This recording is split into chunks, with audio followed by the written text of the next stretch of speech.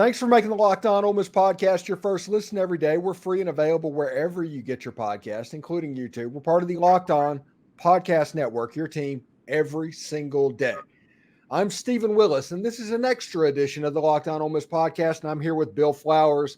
And Bill is going to take probably a little bit of a victory lap today, I'm assuming. How you doing, Bill? Is that two victory laps in a row? Yeah, it is. It's like the Bill Flowers show at this point.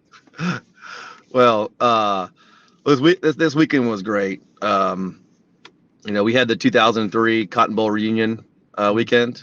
Eli and all the guys that were back in town. It was fun. We had a Friday night. We had a cocktail party hosted by Eli at the Graduate. It was fantastic. Getting to see all the guys and just the memories and all those stories that just organically just bubble up that you really can't repeat.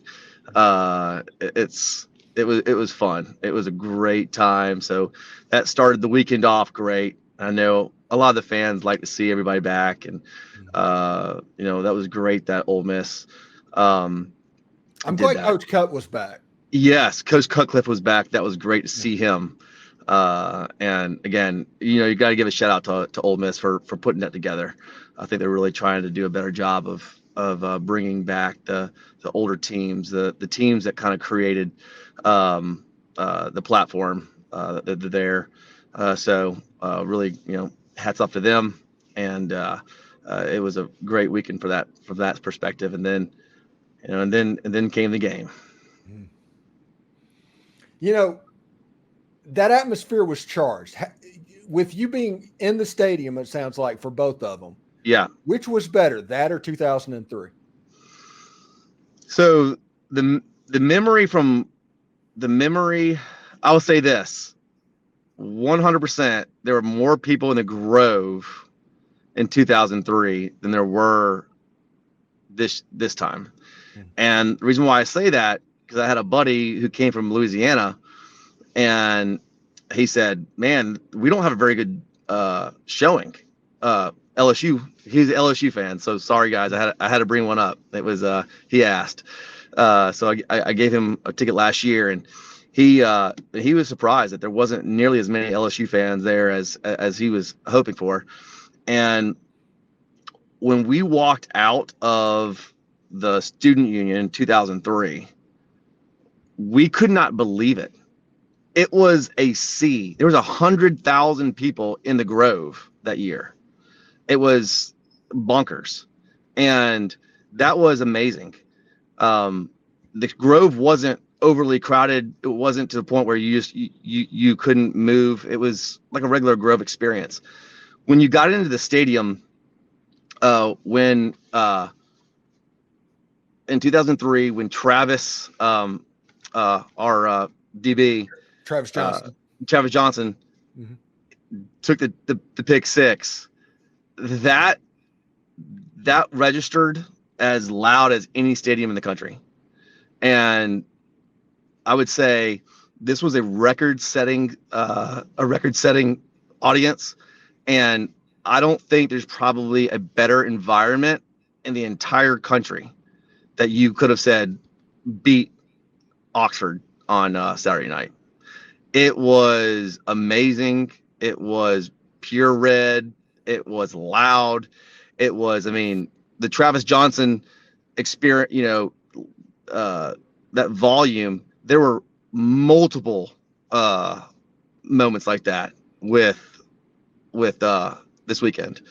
And so it was definitely one of those moments that people that were there will not forget. And once the game actually started, what we saw was an Ole Miss that we haven't seen since Matt Corral was calling the signals at Ole Miss. You saw them throwing in different spots, running different schemes, hitting the quick screens, the pop passes, the slants. They hit Jordan Watkins on a long touchdown pass on essentially a slant play. What do you think changed from last week to this week? Well, I will say this, that I don't think to me, this is the best game that under Kiffin's tenure that he's ever called. Whoever's calling it, that was by far the best play calling, including Corral's era, because this was the first time that they truly controlled the short game, the mid game, and executed on the long game. So the three phases in passing, they took advantage of it, and they won that, and they controlled that. And I've never seen that before with a Kiffin offense, and they did it. And that's why they put so many points up. To see what happened or why that change. I mean, we had that conversation last week, look at Jimbo Fisher. Jimbo had a no fire clause on him last year. And you got paid $100 million and, guaranteed. And, he went out and hired Petrino. So, he had to do something drastic. Did Kiffin say, hey, there's got to be some drastic changes? I'm going to be more involved in play calling? I don't know. I have no idea. But I've had multiple people tell me, Bill, this was a completely different offense than we've seen. This looked different. The play calling was different. What happened? I don't know. All I can tell you is that they attacked those areas where the voids were, the middle of the field, the little curls, the keeping the drives going, sustained by the not sexy looking play, but that actually drives the ball down the field, sustained drives. That happened. Pre-snap reads of, you're gonna hit this 15-yard out from a slot position. We're gonna take our outside receiver. We're gonna run him on an out route, on a go route. We're gonna do our 15-yard out, and if it's cover 3, you're gonna throw him to the sideline. If it's cover 2, you're gonna hit the hole. You're gonna hit him, and that's what they did. I mean, so it was fantastic to watch them take what the defense gave them, and this was by far Dart's best game that he's ever played. And people can say whatever they want to say about me and how I feel about Dart. I've always said Dart has all the potential to be the best quarterback in the country. Last night, on Saturday night, he was the best quarterback in the country. The interesting thing to me, when you look at this offense, whenever I look at what the offense has been and then this LSU game, I think the Alabama game, they kind of getting punched in the mouth, made them have to think and scheme. I think they got complacent. I think they got a little bit arrogant offensively. But them getting hit in the mouth and getting to go back to the drawing board and draw it up, you can see exactly how they got that reputation. And what I think they did, and this is the assumption that people can make, we were all worried, it's like, can Jaxson not do this stuff? Is that the reason they're not calling this? Is it a problem with Jaxson? And it was like, no, it was a problem with them just not letting him do it. And once they had confidence and they said, hey, we're going to let the kid cook. I mean, he looked like another number 2 out there, just a little bit bigger, playing quarterback. And with that happens, there's not another game on Ole Miss's schedule that Ole Miss can't win if Jaxson Dart's playing like that. I completely agree. And moving forward, like I've mentioned before, whoever owns the time of possession is going to win. That's so key to Ole Miss's long-term victory, is because, again, our defense just can't sit there and say, listen, we're going to win this game for you. No, we're going to protect you. We're going to keep you in this game as best as we can. But our offense, keep them on the field. Short passes, middle passes. Just because you can score doesn't mean you should score. Own that time of possession. And I think that's how Jaxson Dart was so efficient this Saturday, is because he was taking, they took it. I mean, I think that this is a building block where you're going to see Ole Miss go. You think the offense looked good now? You just watch what's going to happen next week and build on this. You're going to start seeing them. Oh, we can run when we need to run. We can throw short stuff. We can throw long stuff. You're going to see them start really becoming a mad scientist and saying, you know what? We need to hold the ball for 8 seconds. I mean, for 8 minutes. We'll dial that up. And I think you're going to start seeing a lot more of the offense holding the ball more than you saw Saturday. You know, one thing that I thought was interesting, Ole Miss ran the old LSU Les Miles lead toss play to where they toss to Quinshon Judkins and he runs it up the middle. The same thing that they used to do over and over again when they had like Leonard Fournette and those dudes at LSU. And it was so quick hitting. And teams have been watching Ole Miss and they had been preparing to do this. And it's like, hey, the running plays are going to be kind of slow going. The passing plays are going to have 2.5, 3 seconds to get back to this spot to get the quarterback. It became so predictable. Ole Miss varying the tempo of the plays after the snap is just important as going fast before the snap, right, Bill? Yeah. I mean, getting the ball out of your hand quickly is absolutely imperative. They did that. Getting the ball into the running back's hands quickly so that he can kind of see. He has the ability to have vision. Being back, tossing him that ball. If he needs to go up the middle, he can go up the middle. If he needs to take it wide, he could. And I felt like this was we mentioned it a couple weeks ago. Last year you had a really good dynamic duo of Evans and Quinshon.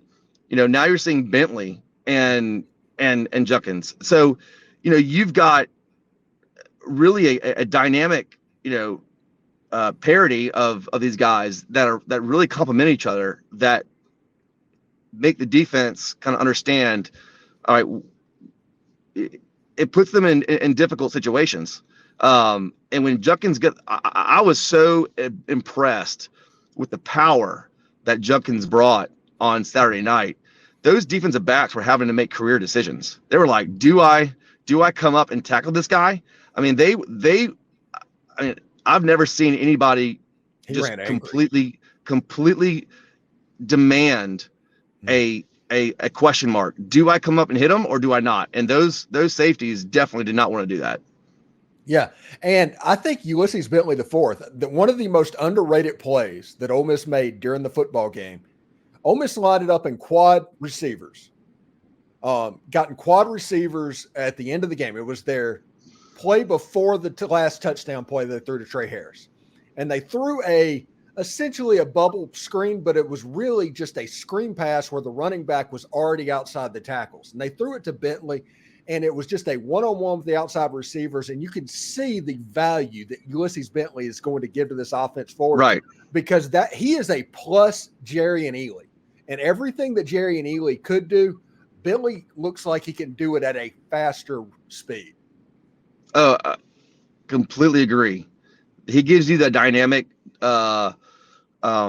situation that we've all were hoping that he would bring. We thought this guy you can put him in a slot, you can kind of utilize him out there. I mean, he truly is a difference maker. And to have the power and that Judkins has, and the speed that Bentley has, and being able to use them in situations where you're saying, hey, listen, we don't need 100 yards right now. We don't need 80 yards. All we need to do is just get a 5-yard first down, getting him out there, getting the ball in his hand, making somebody miss. It's definitely a huge added value. And I thought he was really well utilized this week.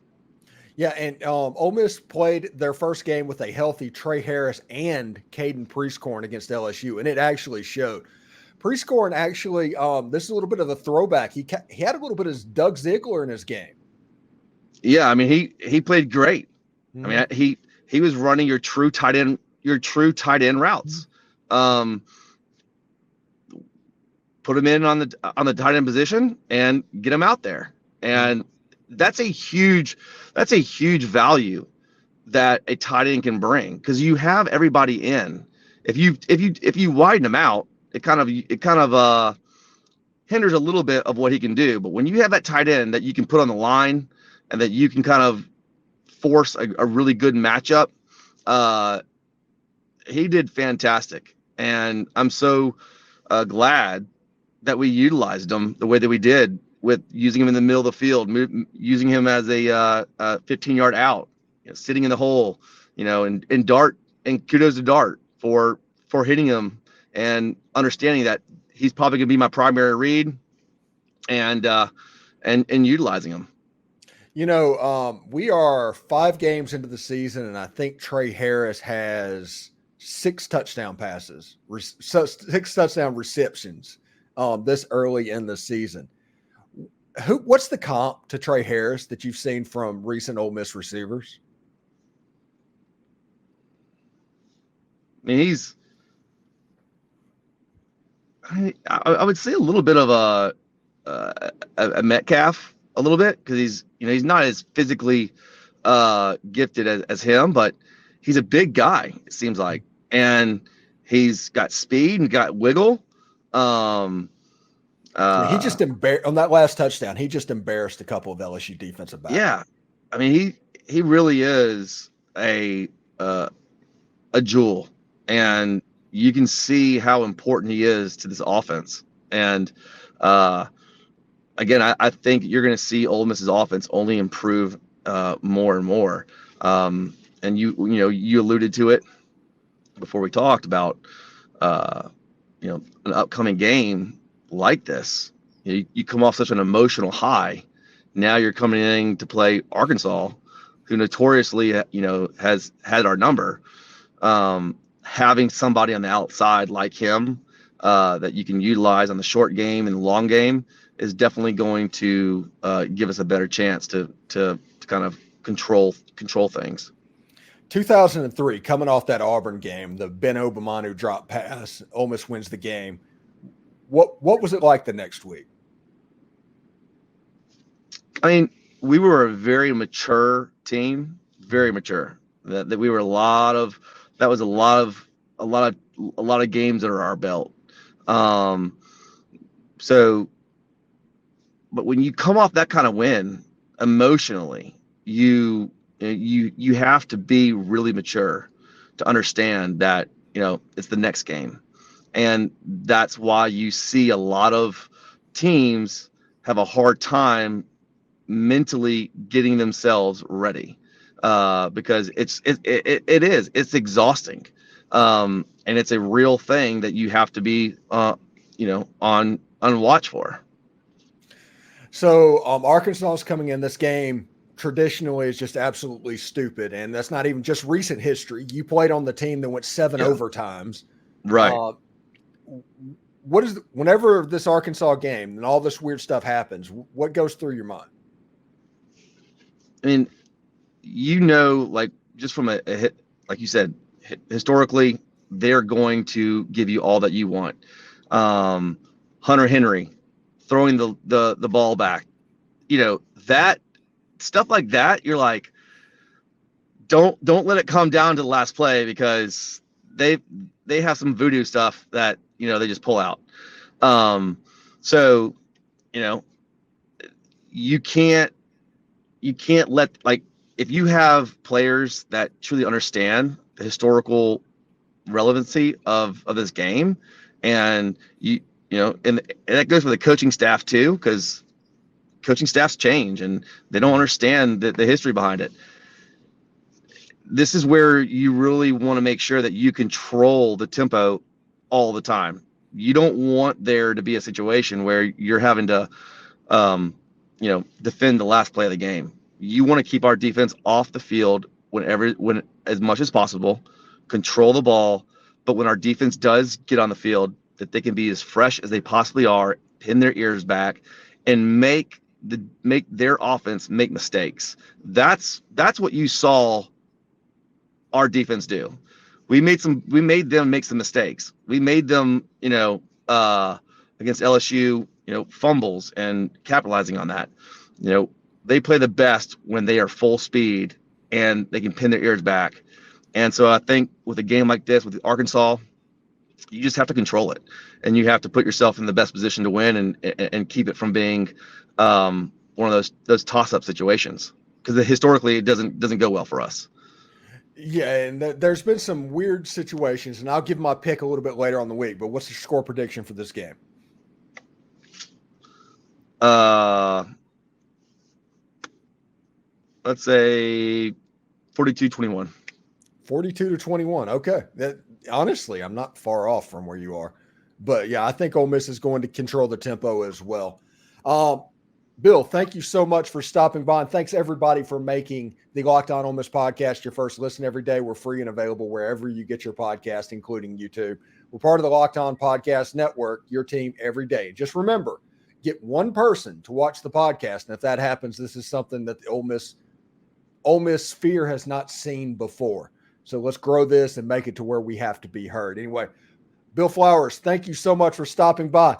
I told everybody it was going to be a victory lap, but that wasn't so much a victory lap as there it is. Well, no, I mean, it's you don't want to.